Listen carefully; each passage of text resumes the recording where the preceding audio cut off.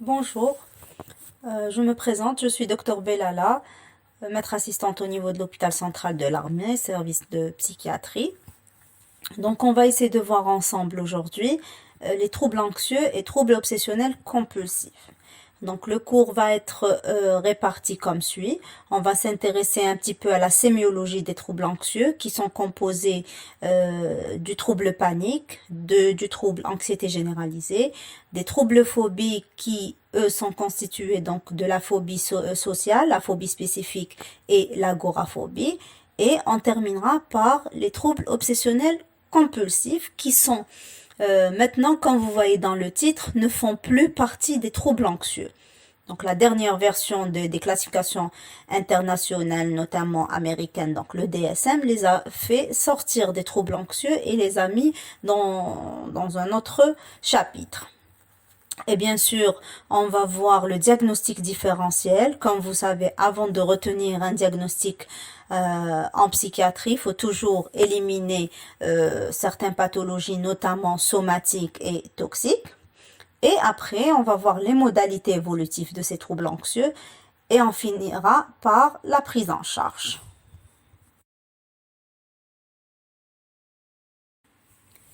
Avant de rentrer dans le vif du sujet, quelques définitions sont nécessaires pour mieux saisir le sens du cours. Donc, comme vous voyez dans le titre, troubles anxieux, c'est-à-dire c'est des pathologies caractérisées par de l'anxiété. Donc, la pierre angulaire de ces troubles, c'est l'anxiété. Et l'anxiété est une émotion comme la peur, juste qu'elle est un peu plus élaborée parce que la peur est une émotion de base, comme la colère, la joie, et elle est utile. Donc ces émotions de base sont utiles pour notre survie. Si on est face à un tremblement de terre, on n'a pas peur, on va se faire écraser. Et en même temps, la peur, elle est réactionnelle à un danger réel et objectif. Donc le tremblement de terre, un loup, un serpent. Par contre, la peur, elle devient pathologique quand elle est démesurée et elle est en rapport avec quelque chose qui n'est pas dangereuse à la base. Par exemple, j'ai peur d'un oiseau, j'ai peur d'un papillon, j'ai peur de prendre l'autoroute. Là, on n'appellera plus peur, mais phobie. Déjà, on a introduit les troubles phobiques. On définit maintenant l'anxiété.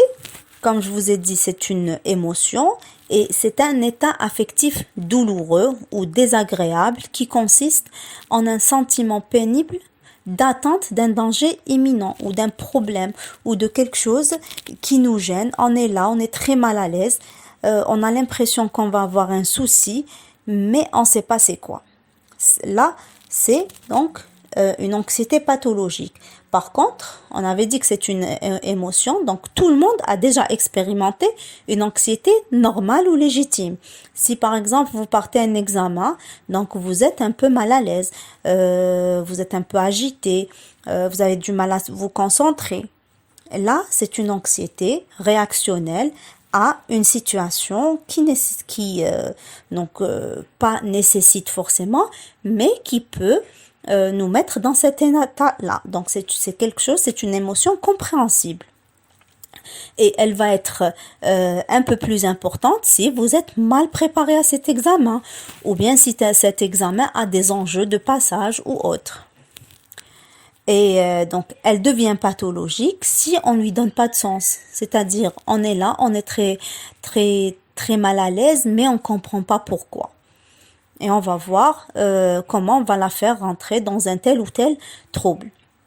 Et si vous vous concentrez sur vos états, par exemple, lorsque vous êtes anxieux, vous avez des sensations physiques. Donc, une boule à la gorge, un nœud au niveau de l'estomac, peut-être des tremblements, des sueurs, une envie impérieuse d'y aller aux toilettes, des palpitations, une sensation d'étouffement. Eh ben, tout ça, c'est l'expression physique de cette anxiété qu'on appelle angoisse. Il faut bien saisir ça.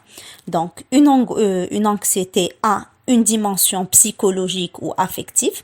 C'est tout ce qui est cet état de mal-être, donc d'être mal à l'aise. et elle a un versant somatique qui est donc qui peut toucher tous les appareils du corps. Voilà. Et donc, les troubles anxieux constituent un ensemble de troubles psychologiques dont les symptômes sont notamment une anxiété excessive, ce qu'on vient de dire, donc c'est une anxiété qui est démesurée et qui n'est pas en rapport avec quelque chose qu'on comprend, un sentiment de peur aussi pathologique, des inquiétudes démesurées qu'on va voir dans le TAC et des comportements d'évitement qui sont justement très invalidants.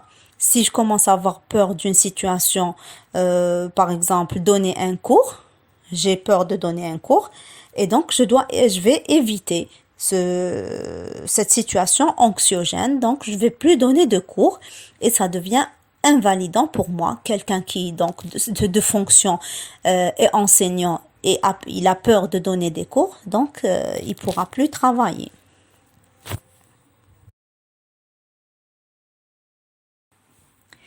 Et comme vous constatez, ces troubles anxieux sont très fréquents en population générale. Ça peut aller jusqu'à 21%, 21%, et ça touche l'adulte jeune, voire même l'adolescent, avec une prédominance féminine. On dit que y a 2 femmes pour un homme.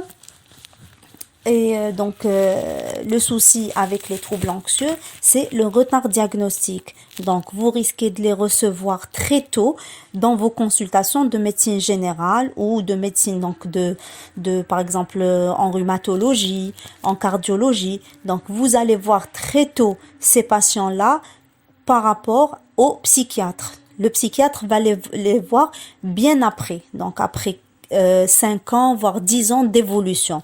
Donc, c'est très intéressant d'avoir ces notions-là et de les garder pour votre exercice futur. Alors, pour dire qu'une personne a un trouble anxieux, il faut qu'elle manifeste donc des symptômes cognitifs. Donc, cognitif donc veut dire penser, donc des pensées négatives, de la peur excessive et par exemple, donc j'ai peur, j'ai des palpitations, des symptômes physiques, j'ai des palpitations, je pense que j'ai quelque chose au niveau du cœur, je vais faire un arrêt cardiaque, je vais mourir, je vais avoir un AVC. Donc ça, c'est tout ce qui est interprétation négative de ce symptôme physique, une palpitation qui peut être donc un symptôme anodin. Je monte des escaliers, j'ai des palpitations. Mais donc, moi, je vais leur donner un sens négatif et une interprétation catastrophique, avec bien sûr des symptômes comportementaux qui vont aller avec ces symptômes physiques et ces symptômes cognitifs. Soit que je vais être dans des comportements de vérification, je vais voir plusieurs médecins, ou bien je vais éviter certaines situations qui me donnent ces palpitations. Donc ça, c'est les comportements qui vont aller avec les symptômes cognitifs et physiques. Et il faut que, parce que tout le monde, vous allez me dire, ça nous arrive à tous. Si je commence à avoir des palpitations, je peux penser à ça. Oui, je suis d'accord avec vous. Tout le monde peut avoir ce genre de pensée, mais quand ces pensées sont intenses, fréquentes, persistantes et provoquent une détresse cliniquement significative avec altération du fonctionnement, c'est-à-dire il y aura un retentissement sur votre vie sociale, affective et professionnelle, scolaire, universitaire, là, vous êtes dans la pathologie. Si c'est des pensées passagères, là, c'est tout à fait normal, on ne doit pas psychiatriser tout le monde. Juste un petit mot par rapport à l'historique des troubles anxieux. Donc, ils ont été décrits depuis l'Antiquité avec diverses dénominations. Le DSM-4, donc c'est la classification américaine dans sa 4e version, a regroupé sous le vocable de troubles anxieux le trouble panique, le trouble anxiété généralisée, ce qu'on a donc communément appelé TAG, le trouble phobique et les troubles obsessionnels compulsifs ou TOC, avec le trouble de stress post-traumatique que vous allez voir en tant que cours indépendant. Donc le DSM-4 les regroupait tous sous le vocable de trouble anxieux parce qu'ils avaient cette pierre angulaire ou cette notion d'anxiété qui est commune et vous allez le percevoir dans vos révisions. Donc toutes ces pathologies ont cette caractéristique d'anxiété. C'est pour ça que le DSM-4 les regroupait ensemble. Après, donc le DSM-5, donc la dernière version, a individualisé le TOC et le trouble de stress post-traumatique comme entité à part par rapport à certaines différences par rapport aux autres troubles.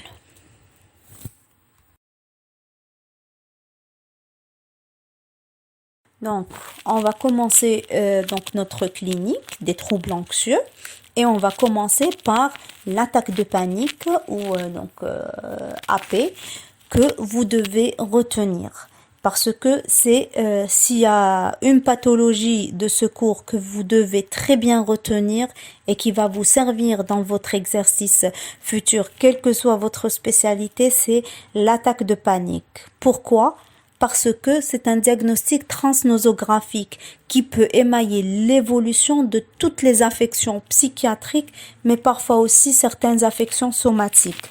Donc, vous devez les connaître, ces fameuses attaques de panique ou encore communément appelées crises d'angoisse ou anxiété aiguë, crise d'angoisse aiguë, pardon. Et donc, comment on peut les définir ? Par un épisode aigu d'anxiété qui est bien délimité dans le temps. Ça va durer quelques minutes avec un maximum de 20 à 30 minutes et qui se caractérise par une association de symptômes physiques, psychiques et comportementaux. Et vous allez voir qu'on va répéter ces trois dimensions pratiquement dans toute la psychiatrie. Donc, un trouble se manifeste par des symptômes psychiques, physiques et comportementaux et aussi émotionnel, donc psychique et émotionnel, donc ça va ensemble. Donc c'est quoi une attaque de panique ?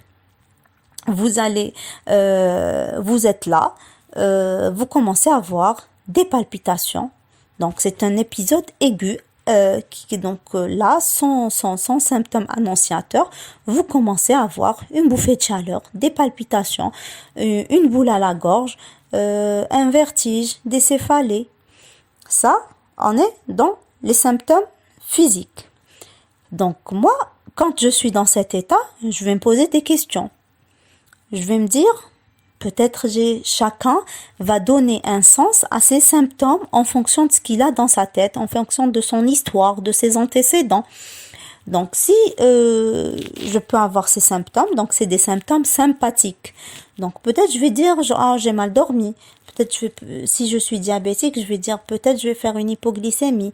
Si j'étais parent diabétique, je vais dire peut-être je commence à faire un diabète. Et peut-être je vais être dans des scénarios catastrophiques.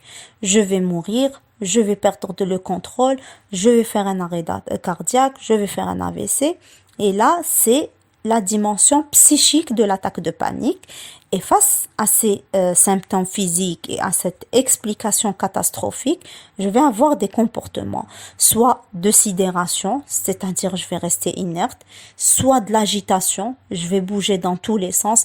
Et en général, les gens, ils vont être à la recherche d'air. Donc, ils vont essayer de sortir, quitter le lieu, ouvrir les fenêtres pour essayer de s'oxygéner.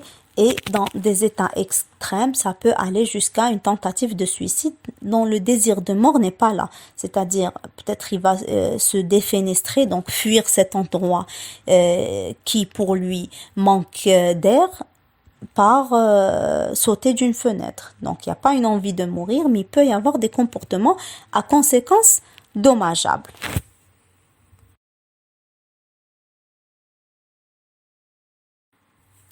Et donc, ce schéma vous résume tout ce qu'on disait tout à l'heure. Donc, c'est tous les appareils du corps peuvent donc réagir et se manifester lorsque on est atteint d'une attaque de panique ou on commence à faire notre attaque de panique. Et ces symptômes physiques sont au premier plan et constituent le plus souvent le motif de consultation. Donc, si c'est des palpitations, c'est donc des consultations chez des cardio répétés.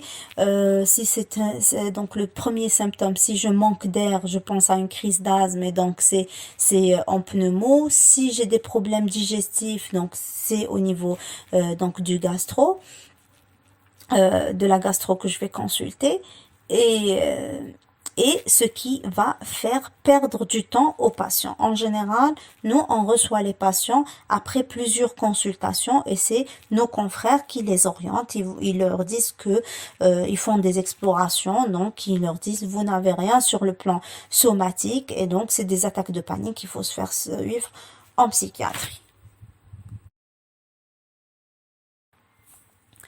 Alors, donc, essayez de vous rappeler. Donc, quand je commence à faire mon attaque de panique qui est une anxiété aiguë, inattendue, donc je suis bien, j'ai pas de problème, j'ai pas de soucis particuliers et je commence à faire mon attaque de panique. Ça commence en général par les symptômes physiques, donc tous les appareils du corps peuvent être touchés. Après, je vais essayer de donner une interprétation. Donc, ce qu'on appelle donc les manifestations psychologiques, c'est psychologique, on avait dit que c'était tout ce qui était de l'ordre de la pensée, donc cognitif et émotionnel. Donc, je vais leur donner un sens. Et donc, ces manifestations psychologiques sont auto-entretenues par une interprétation catastrophique des symptômes somatiques ressentis, constituant un cercle vicieux. Et donc, ça va être, j'ai des palpitations, je vais mourir. Et donc, si je vais mourir ou là, je vais avoir un arrêt cardiaque, forcément, je vais devenir plus tendu et donc j'active encore plus mon système sympathique. Et donc, je vais avoir plus peur et c'est le cercle vicieux. Et donc, parmi ces peurs que je peux avoir, il y a la peur de perdre le contrôle qui sont assez caractéristiques. Donc, le patient vous les rapporte. Il va vous dire, j'ai l'impression que je vais perdre le contrôle. J'ai l'impression que je vais devenir fou. J'ai l'impression que je vais mourir. Des sensations de déjà-vu, des accélérations du cours de la pensée. Là, le patient va vous décrire cet état. Il va vous dire que, comme si que je suis, ma pensée va très vite. J'ai l'impression que ce qui arrive maintenant, je l'ai déjà vécu. Et c'est très angoissant.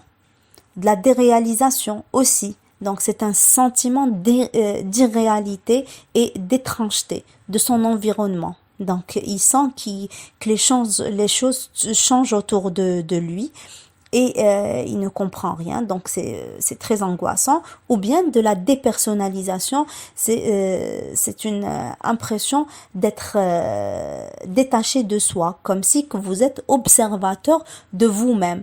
Vous observez en train de réagir comme un film. Vous êtes dans un film, vous observez et vous êtes l'acteur. Donc ça, c'est la dimension psychologique de l'attaque de panique.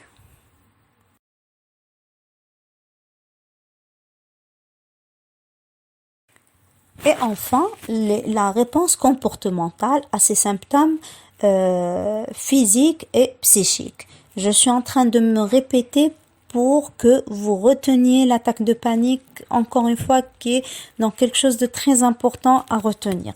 Donc, la réponse comportementale, comme je vous ai dit tout à l'heure, peut être une agitation désordonnée. Donc, la personne court dans tous les sens.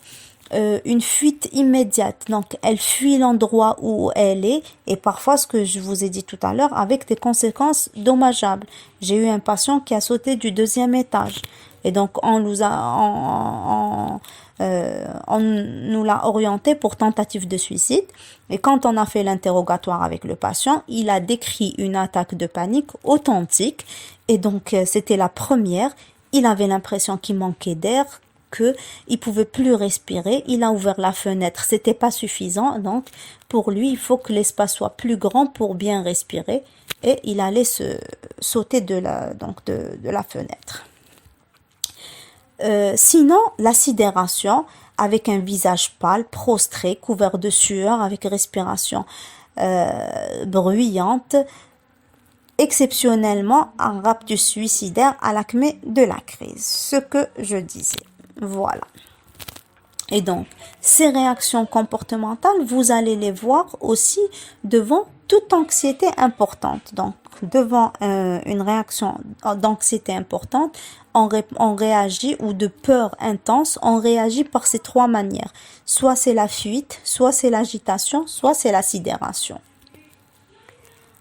Comme je vous ai dit au départ, la crise d'angoisse, elle dure quelques minutes. Exceptionnellement quelques heures. En général, c'est la suite qui va durer quelques heures. Il y a l'acmé de la crise et après, c'est cet état de fatigue et d'abattement qui va durer quelques heures. Et parfois, le sujet, à la fin de la crise, présente une débâcle polyurique et diarrhéique. Donc, c'est les symptômes somatiques de l'anxiété.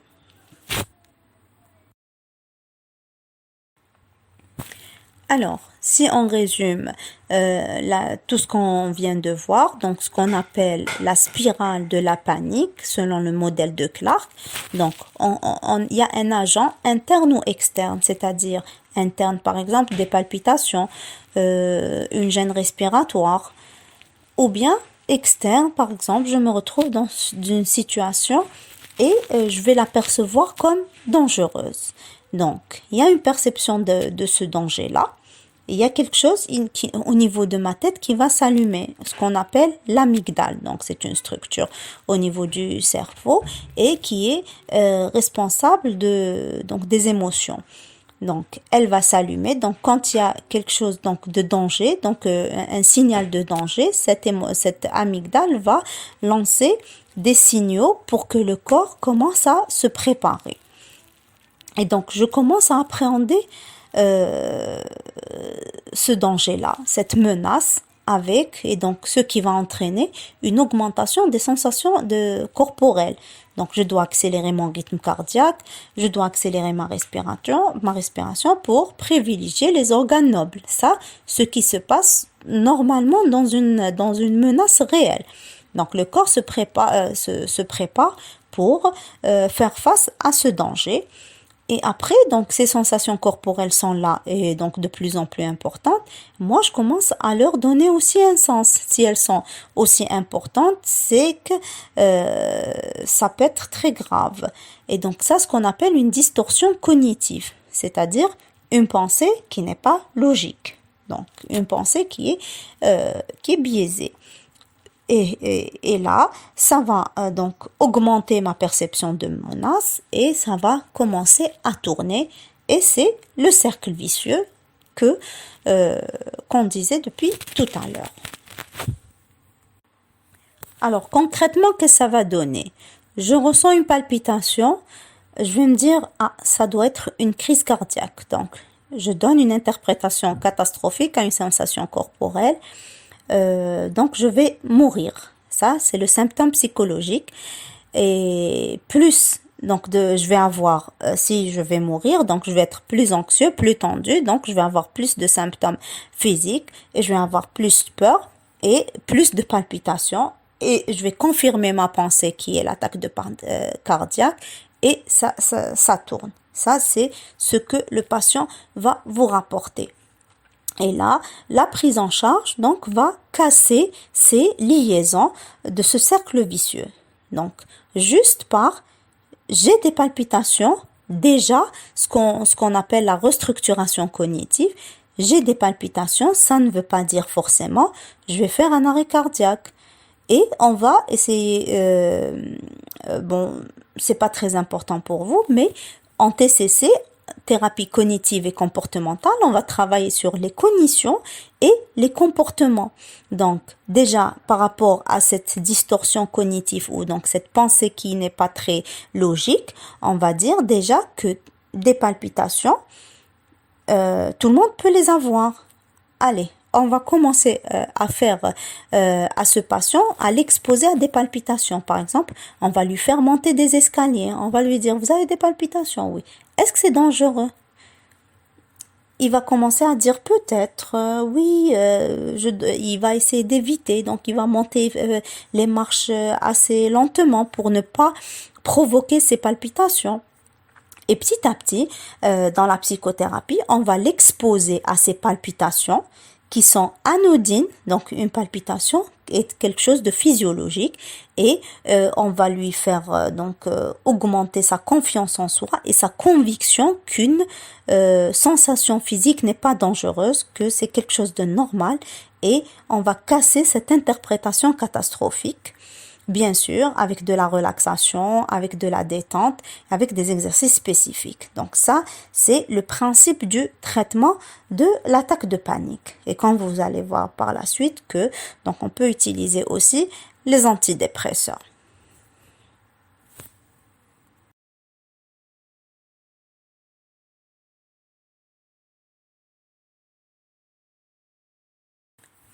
Alors, j'espère que vous avez bien saisi c'est quoi une attaque de panique. Et donc, si vous avez des soucis, vous n'avez pas compris quoi que ce soit, n'hésitez pas à poser vos questions parce que j'aimerais bien vraiment que vous sortiez de ce cours avec en tête l'attaque de panique. Alors, il y a certaines formes cliniques pour l'attaque de panique. Déjà, comme on avait dit, normalement, une attaque de panique est inattendue et non opinée. Donc, elle vient comme ça. Ça, c'est par définition notre attaque de panique. Mais après, dans d'autres troubles, par exemple, on va voir la phobie spécifique ou dans le TOC, on peut avoir des attaques de panique, mais là, c'est des attaques de panique induites par une situation donnée. Quelqu'un qui est agoraphobe, donc il a une agoraphobie, par exemple une claustrophobie.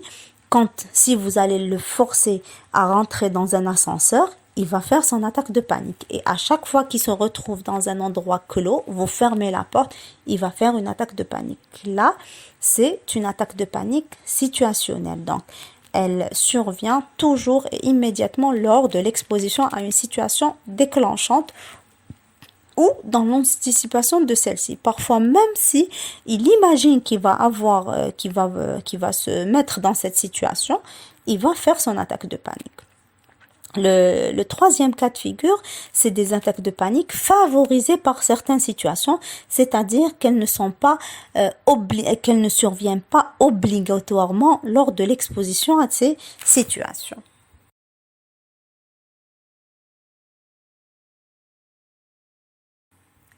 Alors, vous êtes aux urgences, on vous ramène quelqu'un qui est en train de faire une attaque de panique. Donc, vous avez pu faire votre diagnostic. Donc, c'est quelqu'un qui vous décrit des symptômes physiques. Il est en hyperventilation, il est tachycarde, peut-être une petite élévation de la tension artérielle, il est en sueur. Vous lui posez la question qu'est-ce que vous avez, il va vous dire je vais mourir, je vais faire un arrêt cardiaque, je vais perdre le contrôle, j'ai l'impression de devenir fou. Déjà, vous êtes orienté que vous êtes dans une attaque de panique. Et après, qu'est-ce que vous avez fait? Ils peuvent vous dire, je suis sortie, j'étais très instable, j'ai crié, j'ai appelé, je leur ai dit, venez me prendre à l'hôpital. En général, les premières attaques de panique, ça atterrit souvent aux urgences. Donc, les gens consultent à plusieurs reprises aux urgences. Donc, devant une première attaque de panique, donc, il faut toujours éliminer une cause organique. Donc, aux urgences, un examen clinique minutieux avec quelques examens complémentaires de débrouillage, notamment un ECG. Donc, toujours, c'est une règle, devant une attaque de panique, éliminer une cause cardiaque. Donc, on va voir dans les diagnostics différentiels, mais déjà, ayez en tête, donc, un bilan, donc un examen cardiaque, donc un examen cardiaque, un ECG, aussi un bilan thyroïdien qui est primordial à faire dans l'attaque de panique, même si vous ne le faites pas dans le cadre de l'urgence. Mais l'ECG, ça se fait dans le cadre de l'urgence devant la première attaque de panique. Donc c'est une urgence, on doit éliminer un problème cardiaque. Après, déjà, si on voit qu'il n'y a rien, donc les constantes sont assez stables, il n'y a rien sur le plan cardiaque, on fait l'histoire de la maladie, on ne voit pas qu'il y a des antécédents pathologiques ou autres. Après, on va commencer à rassurer le patient, à le mettre dans un endroit calme. On essaye de faire sortir les accompagnateurs, parce qu'en général, ça dramatise et ça augmente les symptômes physiques. Donc, ça augmente le cercle vicieux. Et on va commencer à montrer au patient comment il respire. Parce que c'est l'hyperventilation, en fait, qui va entretenir les symptômes somatiques. Donc, dès qu'il coupe la respiration, on va lui demander de couper la respiration un petit moment jusqu'à ce qu'il ne puisse plus se retenir, et après il va prendre une inspiration profonde en gonflant le ventre. C'est pour ça qu'on va dire une respiration ventrale. Donc il va respirer avec le ventre et non pas avec le thorax. Donc il va respirer avec le ventre. Il va donc maintenir sa respiration 3 à 5 secondes et il va expirer lentement tout en restant concentré sur cette respiration. C'est-à-dire, vous allez lui dire, essayez d'imaginer l'air, comment il est en train de rentrer dans votre nez, dans votre bouche, comment il descend dans votre thorax, il arrive dans votre ventre, il est en train de tourner dans le ventre, on le laisse 3 à 5 secondes. Après, on le fait ressortir. Il remonte du ventre, le thorax, la bouche, etc. Et cette façon de fixer l'attention sur le trajet de l'air permet une décentration. Donc, le patient n'est plus concentré sur ses pensées qui sont catastrophiques et dramatiques, mais il va être concentré sur autre chose qui est normale, une respiration. Et il va voir que tout va descendre parce que au bout de la première respiration, donc les choses vont que se calmer parce qu'on va déclencher le parasympathique qui va commencer à calmer les choses. Parfois, si donc l'attaque de panique n'est pas très sévère et le patient est coopérant avec cette technique de respiration, le patient va commencer à se calmer. 3 minutes après, il va vous dire c'est bon, j'ai rien du tout, c'est quoi ça? Parfois, quand l'attaque de panique est très importante et le patient est très agité, instable, ne coopère pas, on doit administrer un sédatif ou un anxiolytique, donc une benzodiazépine à demi-vie courte, par voie orale de préférence, pour ne pas dramatiser parce que le délai d'absorption est très rapide par voie orale. On n'a pas besoin d'utiliser la voie injectable, sauf donc si vraiment le patient ne coopère pas. Et donc ça, je vous ai mis la prise en charge d'une attaque de panique, pas du trouble panique. Donc ça, vous êtes face. Donc vous êtes aux urgences, vous recevez une attaque de panique, c'est ce que vous devez faire. Donc, j'espère que vous avez bien retenu les choses. Toujours éliminer une cause organique, bien sûr une prise toxique, et commencer par rassurer le patient, lui apprendre à respirer calmement. Si c'est pas possible, donnez-lui une benzo.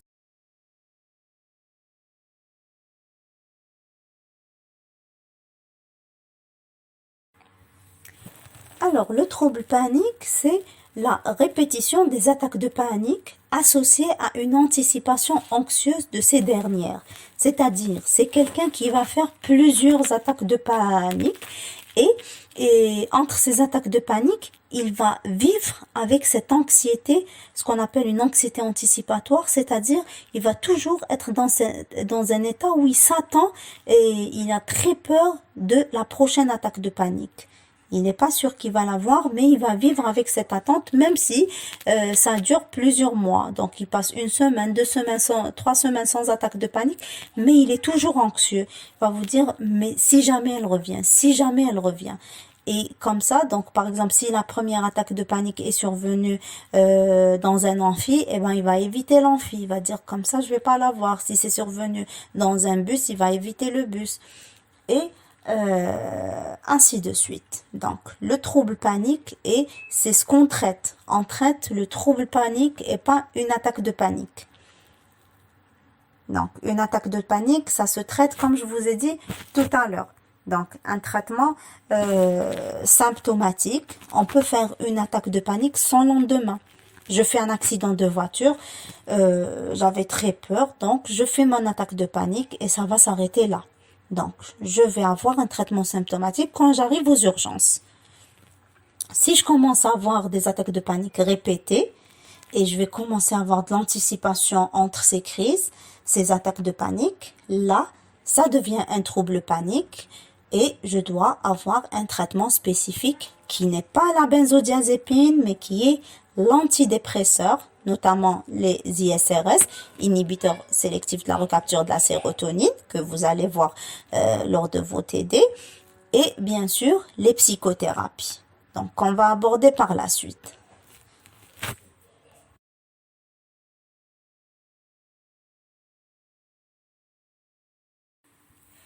Le deuxième trouble anxieux, donc, c'est les troubles phobiques. Par définition, une phobie est une peur intense qui peut atteindre une attaque de panique, déclenchée par l'exposition réelle et ou imaginaire à un objet ou une situation qui ne sont pas réellement dangereux. Rappelez-vous la définition d'une peur. La peur normale, c'est une peur d'une situation dangereuse. Là, la phobie, c'est une peur d'une situation qui n'est pas dangereuse. Et donc, c'est une peur qu'on n'arrive pas à contrôler et qui est responsable de comportements d'évitement de cette situation, cet objet qu'on va appeler phobogène. Donc, objet ou situation phobogène. Et quand la personne ne peut pas éviter complètement la situation phobogène, elle va essayer de l'affronter avec certains stratagèmes qu'on appelle objets contraphobiques. C'est-à-dire, par exemple, donc si elle a peur du noir, elle va essayer d'avoir une lampe torche toujours avec soi. Et parfois, l'objet contraphobique n'a aucun lien avec la phobie et le thème de la phobie. Par exemple, j'ai peur de l'ascenseur, je vais prendre un parapluie avec moi. Toujours, la personne marche avec un parapluie, comme si c'est le parapluie qui va la sauver. Parfois, la personne, elle a toujours une boîte de médicaments dans sa poche. C'est ce qu'on appelle donc un objet contraphobique. Ça lui permet d'être rassuré. Parfois, c'est une personne, donc le patient va toujours sortir ou être accompagné avec quelqu'un dans ces situations phobogènes. Alors, je résume donc une phobie. C'est quoi une phobie? Donc, il y a cette peur intense face à une situation. Donc, cette situation n'est pas dangereuse par définition. Et donc, il y a un comportement d'évitement de ces situations phobogènes. Parfois, l'évitement n'est pas radical, mais donc il est subtil, c'est-à-dire que la personne affronte la situation avec des choses qui la rassurent, ce qu'on appelle les objets contraphobiques. Et la personne ressent toujours la même peur avec la même intensité à chaque fois qu'elle est exposée à cette situation. C'est ça les critères pour définir une phobie.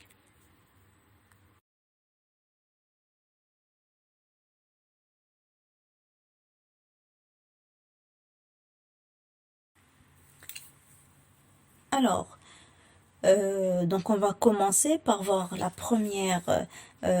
premier type de phobie qui est la phobie sociale ou encore appelée anxiété sociale.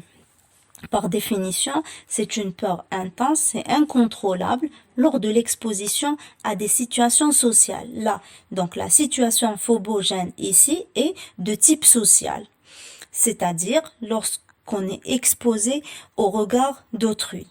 Donc la crainte ici, elle est en rapport avec le sentiment de paraître ridicule ou de montrer des signes d'angoisse comme un tremblement, des sueurs ou un rougissement. Donc ce qu'on appelle l'érotophobie.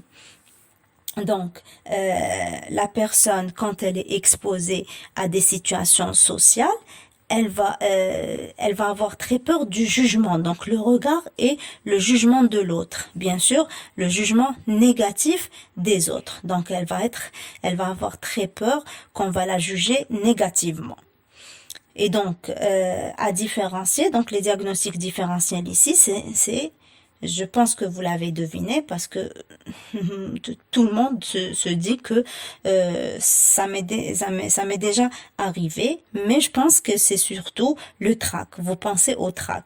Donc, quand on fait une présentation, donc vous avez un TD à présenter ou bien vous avez un malade à présenter, les premières visites quand vous êtes externe ou interne, on vous demande de présenter votre malade. Vous avez le trac, vous bafouillez un petit peu, vous faites des erreurs de lecture par exemple, mais rapidement, dès que vous vous lancez dans votre lecture ou votre présentation, ces signes diminuent et finissent par disparaître.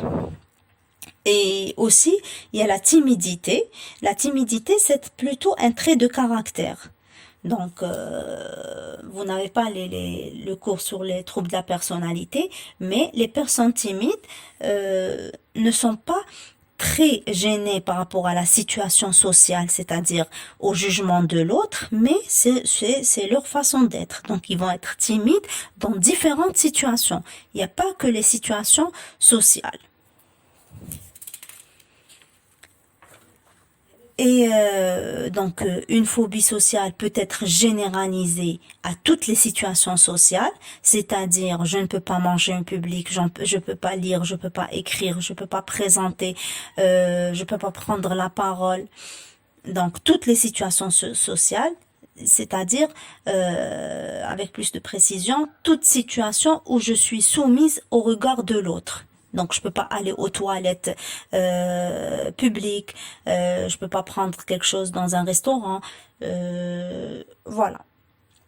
Et ça peut être partiel, c'est-à-dire limité à quelque chose. Par exemple, écrire en public. Je peux pas écrire. Et ce qu'on appelle, vous trouvez dans les ouvrages, la crampe de l'écrivain. Je vais avoir une crampe. Je n'arrive même pas à écrire si je sais qu'il y a quelqu'un qui est en train de m'observer. Voilà. Et donc, face à cette peur intense et à ces émotions négatives et à ces sensations corporelles, la personne, qu'est-ce qu'elle va commencer à faire? Elle va commencer à éviter ces situations sociales. Donc, elle va plus essayer d'éviter les réunions, elle va essayer d'éviter les présentations, elle va essayer de faire de moins en moins de cours, elle va essayer de déléguer ses travaux en public à une autre personne, elle va essayer de changer de métier carrément si c'est quelque chose qui demande beaucoup d'exposition. Sinon, je suis en train de vous reprendre la phobie sociale en fonction de la définition. Donc, on avait dit qu'il y avait une situation phobogène, donc qui est de l'ordre du social, et qu'il y avait une peur intense lorsque la personne est exposée à cette situation sociale, et qu'il y a des comportements d'évitement qui vont s'installer. Et donc, la personne, elle est dans le même état à chaque fois qu'elle est exposée à la situation. Et enfin, elle peut parfois affronter ces situations avec un objet contraphobique. Par exemple, souvent, les gens prennent un bêta-bloqueur, donc l'avlocardil. Les gens qui ont du trac, qui ont peut-être une phobie sociale, ils le savent pas, ils prennent de l'avlocardil, ça diminue les sensations physiques et donc ça donne moins de stress. Ça les aide en tout cas à affronter leur anxiété sociale.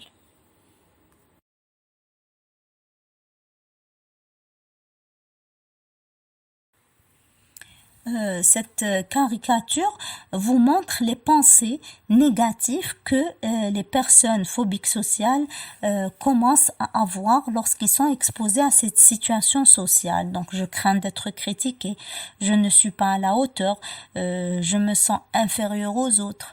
Donc, il y a toujours de la mésestime de soi et un sentiment d'infériorité par rapport aux autres qui accompagne cette phobie sociale. Donc, j'ai dit qu'il y a toujours, pas forcément, mais le plus souvent, il y a un problème d'estime de soi. Donc, un problème de confiance en soi et en ses capacités. mais c'est pas nécessaire pour le diagnostic. Donc, on va dire que les choses sont plus compliquées quand on a un problème d'estime de soi ou de confiance en soi que lorsqu'il n'y a pas ce problème-là. Quand la personne a confiance en ses qualités et ses capacités, et c'est juste ces symptômes physiques qui surviennent lorsqu'elle est exposée aux situations sociales, on va donc avoir plus de facilité à la traiter qu'une autre personne qui a un problème d'estime de soi, c'est-à-dire que ses cognitions, ses pensées et ses croyances qu'elle est inférieure sont importantes et sont ancrées. Donc, pour les faire bouger, ça va donc demander du temps pour faire bouger ses croyances. Déjà qu'elle n'est pas inférieure, qu'elle a des capacités, qu'elle est au même niveau que tout le monde peut faire des erreurs et c'est pas dramatique. Donc ça, c'est le principe du traitement.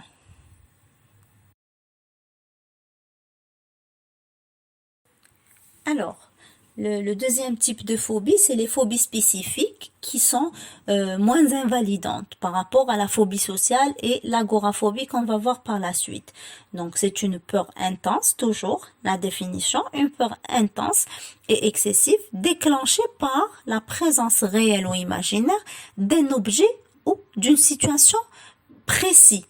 Donc là, c'est quelque chose. Donc il y a une seule situation qui me fait peur.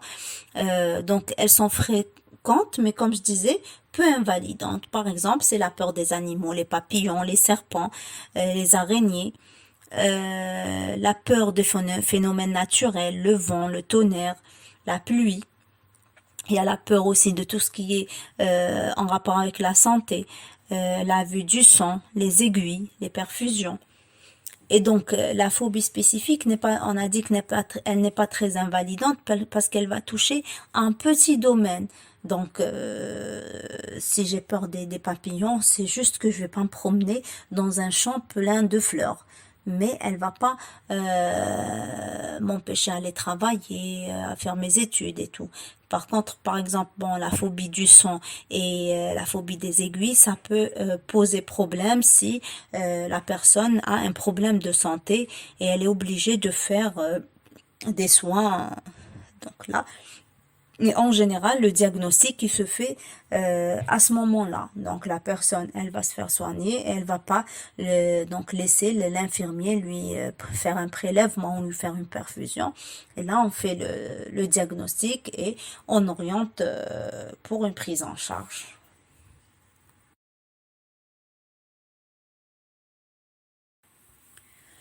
Donc, en dernier lieu, l'agoraphobie. Donc, agoraphobie vient du grec agora, place du marché ou lieu de rassemblement ou espace. Et phobie, c'est crainte. Donc, c'est la peur des espaces ouverts. C'est une crainte donc de se retrouver dans un endroit où il pourrait être difficile de s'échapper ou dans lequel on pourrait ne pas trouver de secours en cas d'attaque de panique. Donc, en gros, c'est une peur donc, qui survient lorsqu'on se trouve dans certains endroits. Ça peut être des endroits clos, comme ça peut être des endroits très ouverts, donc des grands espaces, places de marché où il y a beaucoup de monde, donc les marchés où il y a beaucoup de monde, les ponts. Des supermarchés, etc. Et donc, cette peur, elle est liée soit à la difficulté de s'échapper s'il y a, s'il y a un souci, ou bien si j'ai une attaque de panique dans cet endroit, les secours vont trouver du mal à pénétrer. Par exemple, s'il y a beaucoup de monde, les secours vont mettre du temps pour pouvoir me secourir. Et il y a donc les situations sont diverses, donc c'est pas une phobie spécifique. Donc le pan ou la claustrophobie, donc c'est la peur des ascenseurs ou des endroits clos. Donc il y a plusieurs situations où on a peur de se retrouver donc dedans et on a peur de ne pas, si on a un souci, on va pas être secouru. Donc il y a la situation, il y a cette peur qui est permanente de quand on se trouve dans ces endroits ou quand on y pense à y aller. Il y a les comportements d'évitement qui vont s'installer. Sinon, donc les évitements subtils, c'est-à-dire les objets contraphobiques. Mais le souci avec l'agoraphobie, imaginez-vous, quelqu'un qui commence à éviter, donc il va éviter le marché, après il va éviter l'autoroute, après il va éviter la grande route, après la petite route, et il va éviter la supérette, le marché, il va se retrouver cloué chez lui. Il ne pourra plus sortir de la maison. Donc l'agoraphobie est un trouble fréquent, donc ça touche 6% de la population et peut être très très invalidant. Donc les personnes ne peuvent plus sortir de leur maison et sinon ils doivent toujours être accompagnés avec quelqu'un.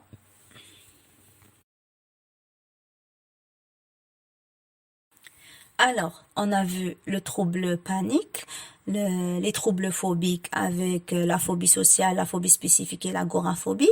Et maintenant, on arrive au trouble anxiété généralisée. Là, donc communément appelé TAG, donc le TAG se caractérise par des inquiétudes et des soucis excessifs qui ne sont pas justifiés et qui sont incontrôlables et qui vont concerner divers domaines de la vie. Comme vous voyez sur la caricature, ça concerne donc le travail, la famille, les finances, la santé, la scolarité des enfants. Et donc, la personne, elle est tout le temps inquiète. Donc, ça se calme pas. C'est pas comme les phobies. Donc, c'est en relation avec une situation. Donc là, la personne vit toujours, elle est dans, c'est ce qu'on appelle, donc vous voyez, anxiété flottante, c'est-à-dire que la personne, elle est constamment dans un état d'anxiété. Rappelez-vous la définition de l'anxiété, c'est-à-dire qu'elle est dans un état d'inconfort, de mal-être permanent. Et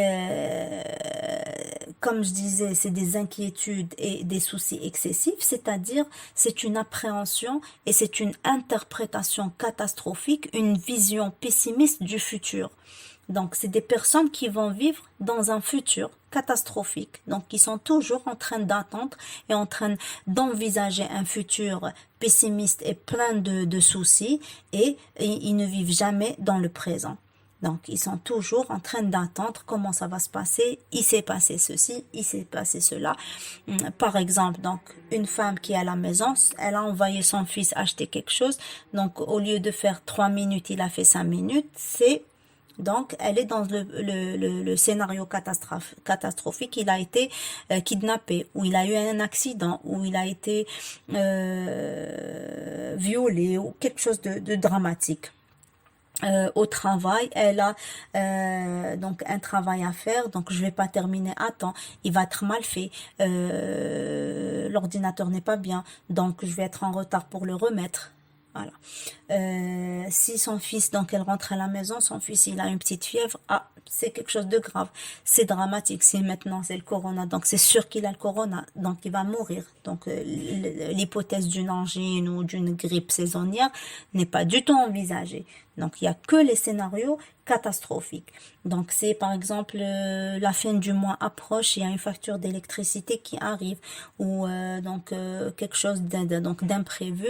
Ah c'est bon, donc on va être à court d'argent, on pourra pas donc subvenir à nos besoins. Donc si mon fils tombe malade, je pourrais pas lui acheter des médicaments, etc. Donc il y a toujours ces préoccupation du futur. Donc c'est pour ça qu'on dit les tagués vivent dans le futur et ils vivent pas le présent. Ils sont toujours en train de réfléchir à demain, après-demain et ainsi de suite.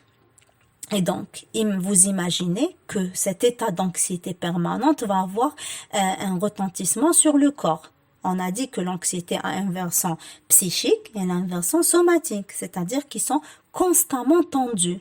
Et donc, ce que je disais tout à l'heure, vous allez les voir, vous, somaticiens.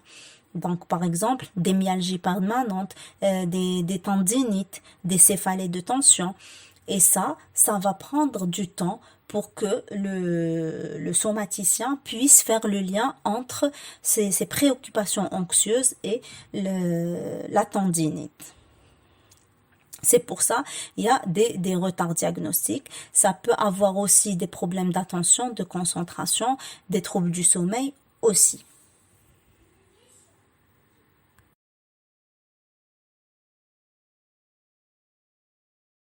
Donc, on arrive au dernier trouble qui est le trouble obsessionnel compulsif.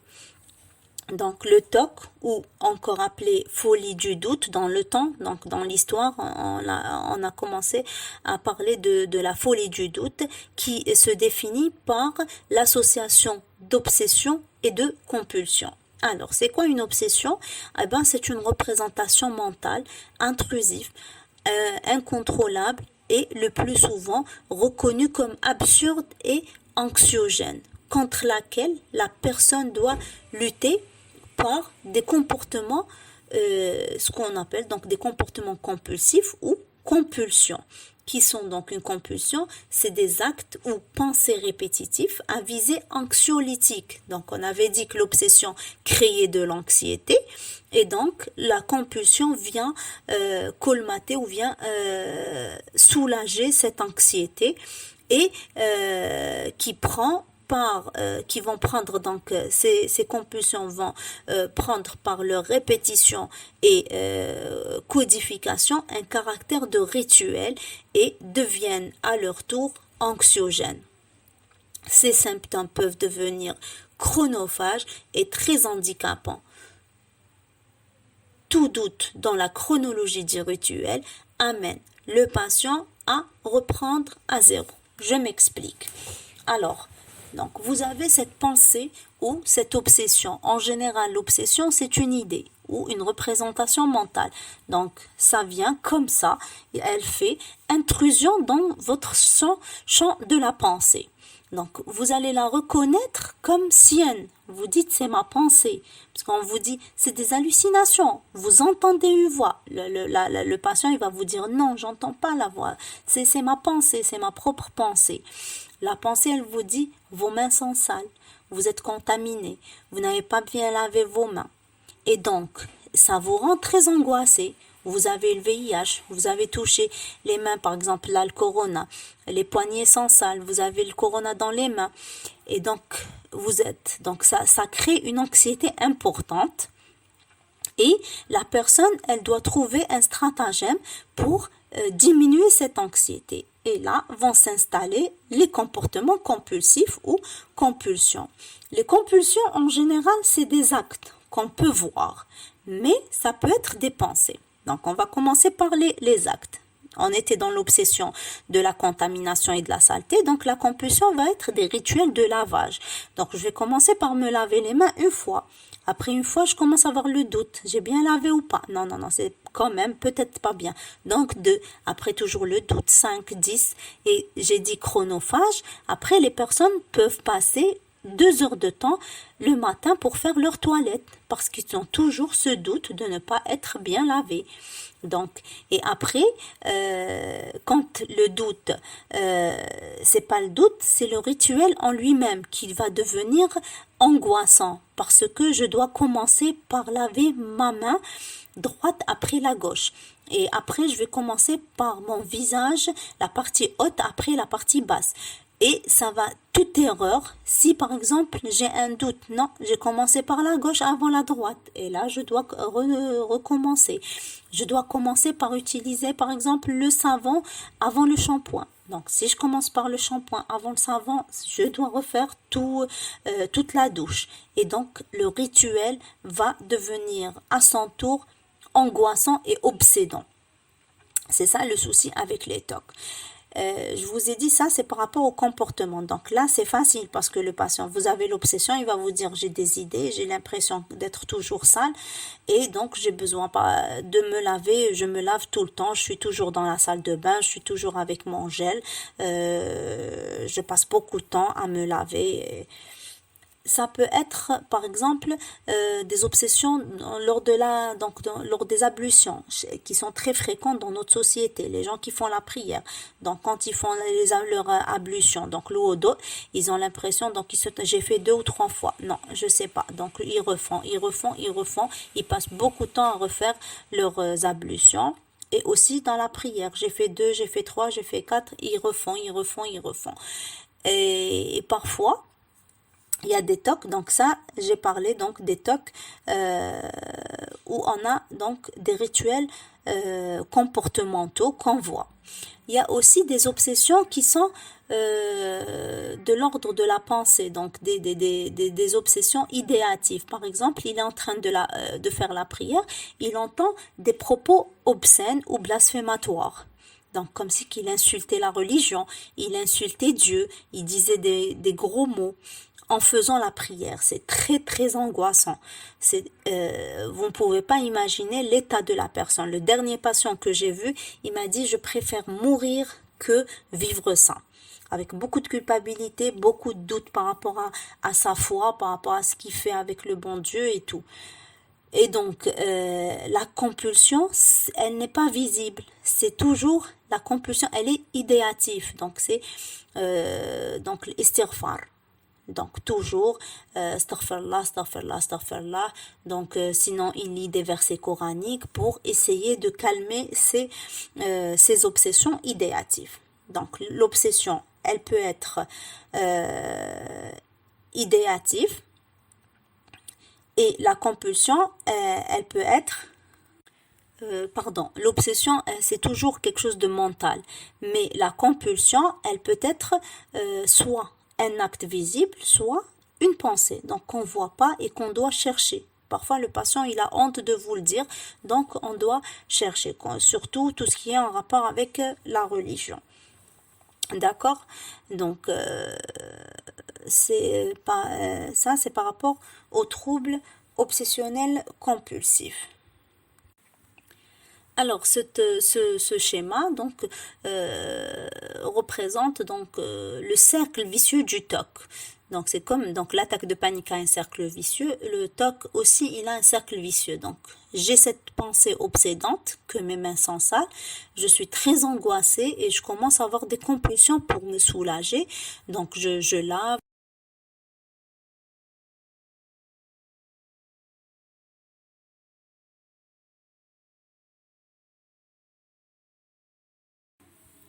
Alors, comment vont évoluer les troubles anxieux? Eh ben, en général, c'est une pathologie chronique. Donc, l'évolution va se faire avec des hauts et des bas. On va dire grossièrement que 30%, donc on va parler de un tiers, un tiers, un tiers. Un tiers vont s'améliorer et donc de façon durable. Un tiers vont s'aggraver, donc ils vont avoir un état stationnaire avec une aggravation. Et un tiers, ils vont avoir des périodes d'aggravation et des périodes d'accalmie. Et donc, il peut avoir aussi des symptômes associés, c'est-à-dire des comorbidités ou des complications. Donc, nous, avec le DSM-5, on parle plus de complications, mais on parle de comorbidité. Donc, un trouble anxieux peut être associé avec d'autres troubles anxieux, c'est-à-dire vous trouvez un trouble panique avec de l'agoraphobie, un trouble panique avec un TAG ou un trouble panique avec des TOC. Donc, il peut y avoir une association avec plusieurs troubles anxieux. Donc, il peut y avoir une association avec des épisodes dépressifs caractérisés. Et en général, donc souvent, c'est le symptôme ou la pathologie qui amène à consulter. Donc, c'est des dépressions d'épuisement. Donc, c'est des patients qui souffrent tellement de leurs troubles anxieux, de la phobie sociale ou de leur TOC ou de leur agoraphobie qui dépriment. Et donc, on va les recevoir en phase dépressive parce que la dépression est plus connue que les troubles anxieux. Donc, quand il déprime, il va pas bien, il y a des pensées suicidaires, il va voir le psychiatre et quand le psychiatre va faire son anamnèse, il va s'apercevoir que à côté de la dépression, il y a un trouble anxieux qui a évolué depuis plusieurs années.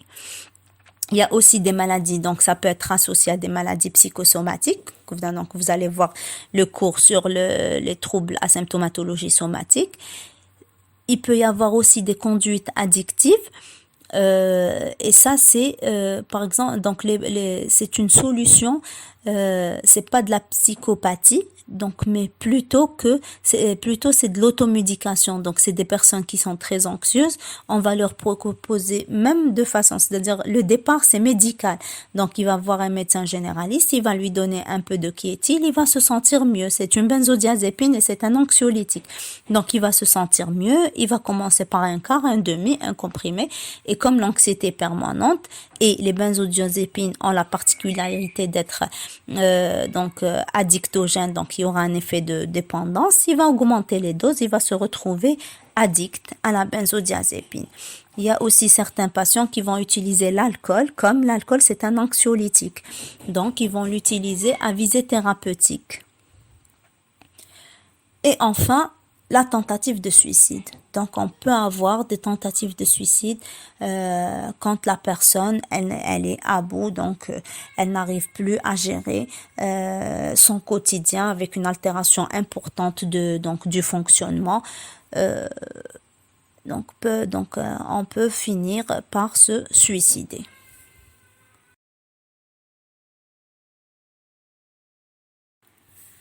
On arrive à la prise en charge des troubles anxieux et on commence par les mesures hygiéno-diététiques. Donc, il faut prescrire une activité sportive régulière et de préférence quotidienne à vos patients.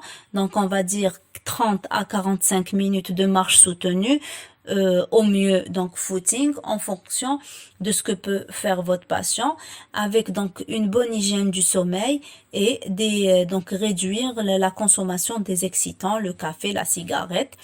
Et donc tout ça c'est pour réduire le niveau de stress de base, c'est-à-dire que la personne va avoir un état d'anxiété de base le moins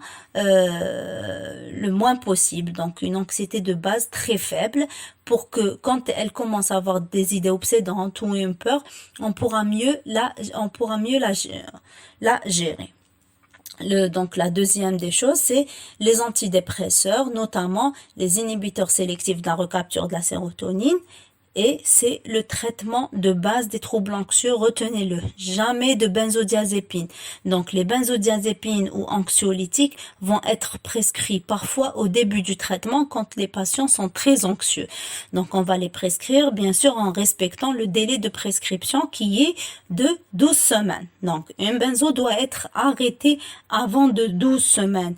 Évitez les renouvellements d'ordonnances que malheureusement se font chez les généralistes ou certains spécialistes. Donc une personne qui a eu une benzodiazépine va avoir droit à une benzodiazépine à vie. Donc à chaque fois on va renouveler son quart ou demi de kétine et donc vous savez que ça va donner une dépendance et donc la personne elle va être amenée à augmenter la dose. On a vu dans les complications il y a des addictions par rapport dans le début était médical. Enfin, la psychothérapie, donc une psychoéducation doit être donc obligatoire. La personne, donc on doit enseigner et éduquer la personne par rapport à son trouble, ses modalités évolutives, en fonction du niveau intellectuel, un peu de physiopathe. On doit beaucoup utiliser les schémas, ce que je vous ai montré, ces cercles vicieux, pour expliquer de façon assez simple au patient son trouble et la façon dont il pourra le maîtriser. Bien sûr, la relaxation est disponible actuellement sur le YouTube. Juste on guide le patient sur les sites et tout pour qu'il puisse la faire chez lui. Et enfin, les thérapies cognitivo-comportementales qui sont pas très disponibles, mais donc c'est le traitement de choix des troubles anxieux en association avec l'antidépresseur ou bien seul. Donc les études ont prouvé que seule une thérapie cognitivo-comportementale peut guérir un trouble anxieux. Donc, comme leur nom l'indique, c'est des thérapies qui vont s'intéresser au comportement pathologique, mais aussi aux pensées qui le sous-tendent, donc les distorsions cognitives. Donc, on va faire de la restructuration cognitive et en général, un traitement d'exposition. Donc, on va exposer à la situation phobogène, on va exposer aux pensées obsédantes. Voilà.